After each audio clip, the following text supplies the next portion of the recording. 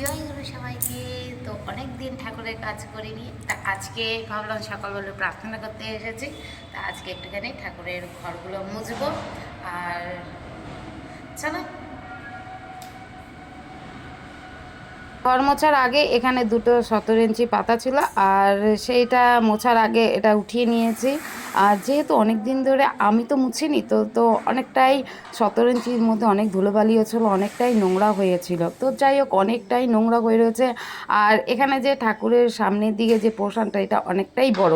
তো যেহেতু আমি একাই মুছবো, আর এখানে আর বেশি লোকজনও তেমন কেউ ছিল না, তো মোটামুটি যারা প্রার্থনা করতে এসেছিল নর্মালি প্রার্থনা করার পরে, প্রণাম করার পরে, যে আরও যে সব এখানে ঠাকুরের প্রসাদ নেওয়া, চা খাওয়া, বিস্কুট খাওয়া, এরকম করার পরে চাটা বিস্কুট টিস্কুট খেয়ে অনেকে যে যার বাড়িতে চলে গেছে। তা আজকে আমি ভাবলাম, যেহেতু অনেক দিন আমি এসেছি ঠিকই, কিন্তু সেভাবে ঘর মোছা হয় না, যেহেতু শীতকালও ছিল। আর এখানে ঠান্ডা এমনিতেই, আর পাথরের যেহেতু, আর এখানে মুছলে আরও বেশি ঠান্ডা হয়ে যাবে, তো তার জন্য মুছতাম না। যেরকম 17 ইঞ্চি পাতা ছিল ওরকমই থাকতো। তো তারপরে আজকে ভাবলাম, যেহেতু এখন অনেকটাই গরম পড়েছে, তা ভাবলাম একটুখানি 17 ইঞ্চিটা উঠিয়ে একটু মোছা যাক আজকে। তা আমি একাই এখানে প্ল্যানটা করেছি, আর আমি একাই করব বলে স্থির করেছি, যেহেতু অনেকটাই বড়। আমি বললাম ঠিক আছে, বড় আছে থাক, আমি একা একাই করব। আর ঠাকুর যদি আমাকে যদি সেভাবে কাজ করার যদি যোগান দিয়ে যায়, তা আমি কেন পারবো না। তা আমি সেই কথাটা মাথায় রেখেই আমি একাই এখানে নেমে পড়েছি মোছার কাজে। অন্যদিন অনেক সময় থাকে, এর আগে যখন আমি মুছতাম, তো তখন কেউ কেউ আমার সাথে মুছতো। আর সত্যিকারে যদি এখানে প্রতিদিনই যদি এই যে 2-3 জন যদি মিলে যদি আমরা ঠাকুরের কাজগুলো করি, মোছামুছি কাজটা করি, তাহলে খুব তাড়াতাড়ি কাজটা কমপ্লিট হয়ে যায়। তো যেহেতু অনেকটাই নোংরা ছিল, আর 17 ইঞ্চি থেকে অনেক নোংরাই বেরিয়েছিল, তো যেহেতু অনেকটাই বড় প্যাসেজ, তো যাই হোক, আস্তে আস্তে অনেকটাই কাজটা কমপ্লিট করছিলাম, অনেকটাই করছিলাম। আর প্রথমে ঠাকুরের দিকেটা পোর্শনটা মুছছিলাম, আর তার সাথে সাথেই ভাবছিলাম এরপরে বড় মার দিকে যাব, আর এই জলটাও চেঞ্জ করবো, যেহেতু অনেক দিন ধরে মোছা হয় না, অনেক নোংরাও হয়েছিল, আর জলটা অনেক নোংরা হয়ে গেছিলো। তারপর জল চেঞ্জ করে আবার বড় মার দিকে চলে আসলাম এই দিকটাতে মুছবার জন্য।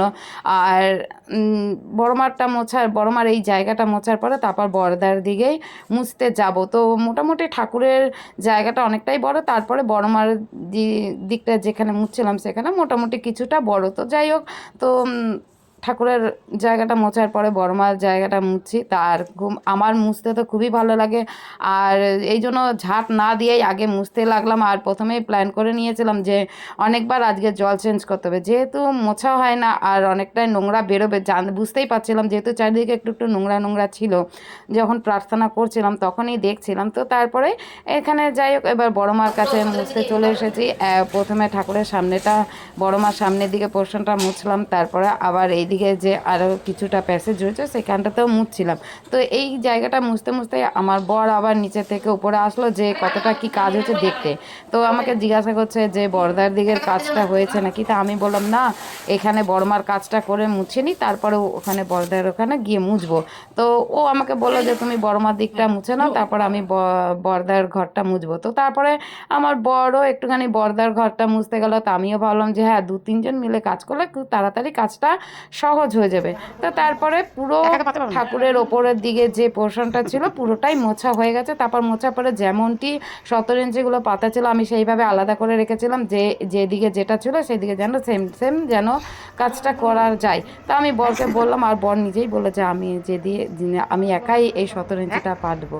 তো আমি ওকে বলে দিলাম যে এই দিকটাতে এই 17 ইঞ্চিটা পাতবে, আর পাশে আরেকটা 17 ইঞ্চি পাততে হবে। তো তারপর আমি বললাম যে ঠিকভাবে দুটো ঠিক সেম করে পাতবে, আর ঠিক ঠিক করে পাতবে, যাতে পরে কেউ বলতে না পারে যে 17 ইঞ্চিগুলো উলট পালট হয়েছে বা ঠিক হয়নি। তো যাই হোক, তারপরে বরকে বর তো ঠিকভাবে করছে, আমি আবার একটুখানি ভিডিও করছিলাম, যে আর আমাকেও বলছিল যে আমি একাই 17 ইঞ্চিটা পাতবো, তুমি একটু ভিডিও করো। তা আমিও ভিডিও করে নিলাম। তারপরে দুদিকে 17 ইঞ্চি পাতা হয়ে গেছে। আবার বরকে বললাম যে যেহেতু আমাদের কাজ হয়ে গেছে, এবার তুমি ঠাকুর প্রণাম করো।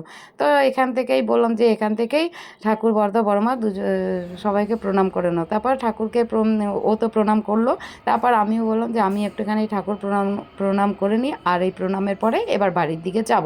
তো ঠাকুরকে বলেও আসলাম, প্রণাম করার পরে ঠাকুর আসলাম, তো ভালো থেকো এই বলে আমি আবার বাড়ির দিকে যাচ্ছি। তারপরে একটু চারিদিকটা দেখাচ্ছিলাম। তো আজকের ভিডিও তোমাদের কেমন লেগেছে তোমরা অবশ্যই